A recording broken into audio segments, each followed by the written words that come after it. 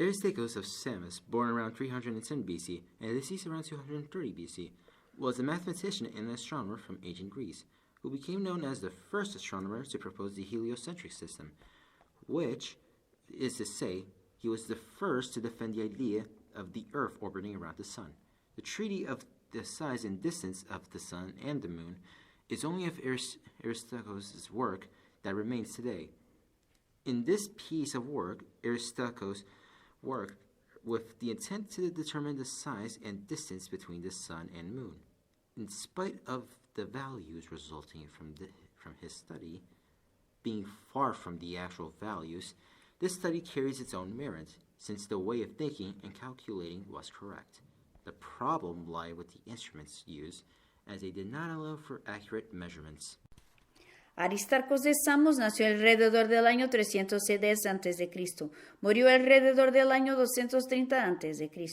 Fue un astrónomo y matemático de Grecia antigua. Se queda conocido como el primer astrónomo a proponer el sistema heliocéntrico.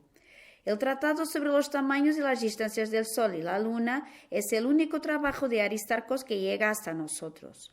En este trabajo, Aristarchus de Samos realizó estudios con el fin de determinar las dimensiones y las distancias del Sol y la Luna. Aunque los valores alcanzados estaban muy lejos de los valores reales, este estudio del astrónomo griego tiene mérito. Una vez que la forma de calcular estaba correcta, el problema estaba en los instrumentos utilizados, que no le permitían medidas muy precisas.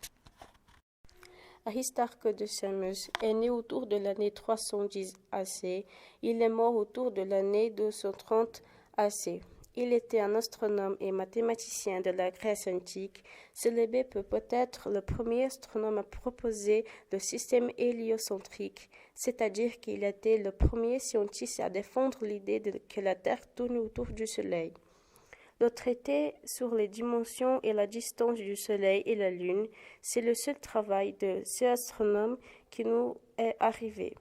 Dans cette œuvre, Aristarchus a fait des études afin d'obtenir les dimensions et la distance du Soleil et de la Lune. Malgré les résultats, les efforts de cet astronome étaient très importants parce que son calcul était correct. Le problème était les instruments qu'il a utilisés qui n'ont permis pas un bon résultat.